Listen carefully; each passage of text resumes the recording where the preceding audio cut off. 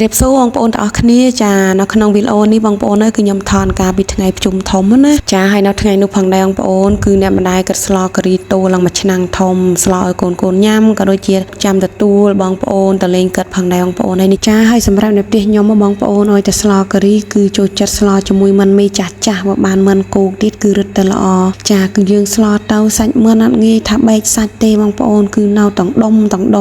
ល្អមែនទែនយើងញ៉ាំប៉ះមួយម៉ាត់ទៅគឺថាស្វិតឆ្ងាញ់ខ្លាំងណាស់បងប្អូនអើយចាតើបងប្អូនកុំឲ្យរងចាំយូរទៅមើលពីរបៀបស្លោការីរបស់អ្នកម្ដាយទាំងអស់គ្នាចារបៀបស្លោការីរបស់អ្នកម្ដាយក៏មានឯបំបាទបងប្អូនគឺថាងាយស្រួលមែនទែនមុនដំបូងគឺអ្នកម្ដាយចាប់ផ្ដើមកូរគ្រឿងបងប្អូនគឺគ្រឿងខ្មែររបស់យើងបងប្អូននឹងស្រាប់ឲ្យមានដូចជាដេងស្លឹកគ្រៃស្លឹកក្រូចល្មៀតហើយនឹងណែខ្ទឹមសអីណៃបងប្អូននៅចុងក្រោយគឺអ្នកម្ដាយមានដាក់ប្រហុកផងដែរចាបន្ទាប់ពីយើងកូរគ្រឿងខ្មែរជាមួយខ្ទិះដើមឲ្យមានក្លិនឈ្ងុយឆ្ងប់4 10 20ភូមិមកអ្នកម្ដាយចាប់ផ្ដើមចាក់សាច់មិនចូលព្រក់បងប្អូនអើយគឺថាតូលមកខ្ទះធំបន្ទាប់ពីអ្នកម្ដាយចាក់សាច់មិនចូលហើយអ្នកម្ដាយចាប់ផ្ដើមកូរ 4-5 ត្រឡប់ផងដែរបងប្អូនដើម្បីឲ្យគ្រឿងក្រៅគឺចូលជាតិជាមួយសាច់មិនបានល្អណាចាហើយចុងក្រោយគឺអ្នកម្ដាយចាប់ផ្ដើមចាក់ម្ទេសឆ្អើរហើយនឹងគ្រឿងការីចំពោះម្ទេសឆ្អើរបងប្អូនដាក់តិចច្រើនតាមចំណង់ចំណូលចិត្តបងប្អូនចង់បាន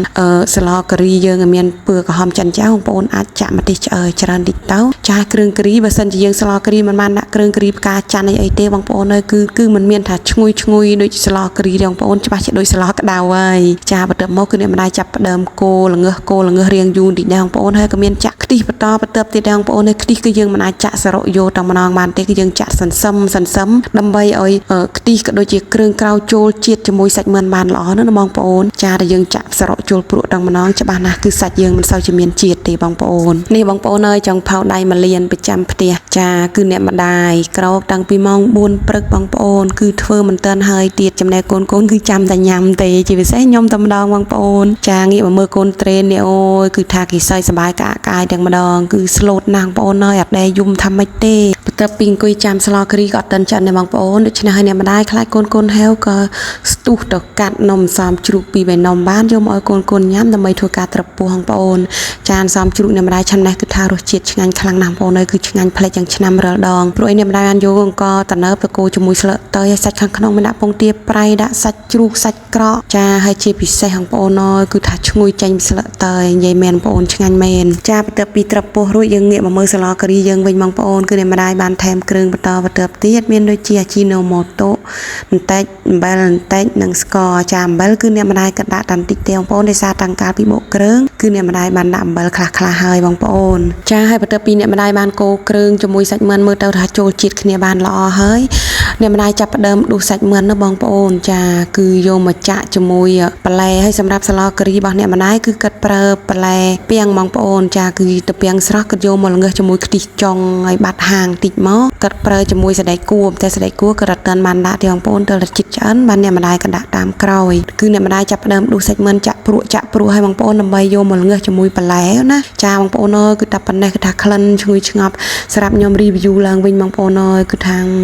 ក្លៀនទៀតបងប្អូនអើយឆ្ងាញ់មែនចាញរួមជាពិសេសបានមិនស្រែងទៀតបងប្អូនជាតិស្លាប់កប់សេរីដល់ម្ដងបងប្អូនអើយនិយាយមែនឆ្ងាញ់សាហាវចំណែកឯលោកឪពុកឬតកូនចង់ញ៉ាំនំប៉័ងដែលចេញពីឡក្តៅហើយបងប្អូនអើយគឺងើបទៅទិញនំប៉័ងតាំងពីព្រឹកដល់ម្ដងបងប្អូនតូឡើងជិត30នំប៉័ងតែម្ដងណាចានំប៉័ងនៅខេត្តប្រទេសមានជ័យគឺឆ្ងាញ់ណាស់បងប្អូនគេមានលាបប៊ឺពីក្រៅហើយមានដាក់ល្ងដាក់អីរបស់គេដែរបងប្អូនរសជាតិគឺអេមណាស់ចាហើយនឹងមានទិញកាកនំបញ្ចុកចំនួន10គីឡូបងប្អូនអើយតូឡើងមកកញ្ច្រែងធំតែម្ដងទុកឲ្យកូនញ៉ាំក៏ដូចជាទុកចាំទទួលបងប្អូនរបស់កើតណាបងប្អូនចាបងប្អូននេះគឺកាកនំគឺអូយគេរួយថ្មីចេះសាច់ទន់ល្មើយបាក់តែញ៉ាំជាមួយស្លការីទេបងប្អូនផ្លាក់តែជាមួយអំបិលម្ទេសគឺថាជាតិយុទ្ធនាមអស់ចាមើលទៅតែចិត្តឆ្អិនគឺអ្នកម្ដាយចាប់ផ្ដើមចាក់សណ្តែកគួរចូលហើយបងប្អូនសណ្តែកគួរនេះក៏មានរសជាតិផ្អែមតិចបងប្អូនគឺបោះអ្នកភូមិដាំណាចាហើយបងប្អូនមើលទៅស្លការីនេះបើយើងចាក់ចូលខ្ទះគឺបានមកខ្ទះធំបងប្អូនចាឆ្នាំងនេះគឺថាអូយតូលហេមប្រាប់ចាហើយចុងក្រោយគឺអ្នកម្ដាយបានចាក់ខ្ទិះបន្តទៀតចូលដោយដែលខ្ញុំបានជម្រាបពីដើមវីដេអូដែរបងប្អូនខ្ទិះគឺអ្នកម្ដាយក៏ចាក់សឹមមើលតែចិត្តខាស់គឺចាក់ខ្ទិះ ទីទៀតមើលតែចិត្តខាចាក់ខ្ទិះទៀត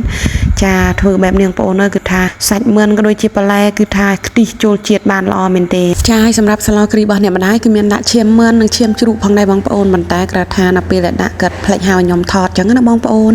ចាឥឡូវនេះគឺស្លគ្រីរបស់អ្នកម្ដាយគឺបានឆ្អិនហើយបងប្អូនអើយបើនិយាយពីក្លិនវិញឈ្ងុយអាយ៉ាងណាបងប្អូនអើយនិយាយមែនស្លអីអាចលាកបានតែស្លគ្រីនេះបងប្អូនអើយគឺមិនអាចលាកក្លិនបានឡើយគឺថាឈ្ងុយឆ្ងាប់ពេញភូមិយកគ្នាតែម្ដងបងប្អូនចាបើនិយាយពីរសជាតិវិញបងប្អូនអើយគឺខ្ញុំអោយ10លើ10បណ្ដោយបងប្អូននិយាយរួមអោយមីដៃ2បងប្អូនចាឆ្ងាញ់សាហាវតែម្ដងសម្រាប់បងប្អូនទាំងអស់គ្នាមានការជួបជុំបងប្អូនអីអត់ដឹងធ្វើញ៉ាំអាចធ្វើសម្លការីតាមរូបមន្តរបស់អ្នកម្ដាយបានបងប្អូនអើយរសជាតិឆ្ងាញ់មែនឆ្ងាញ់សាហាវឆ្ងាញ់ខ្លាំងតែម្ដងបងប្អូនវីដេអូរបស់ខ្ញុំមានតែប៉ុណ្ណេះសូមអរគុណច្រើនបងប្អូនទាំងអស់គ្នាបាយ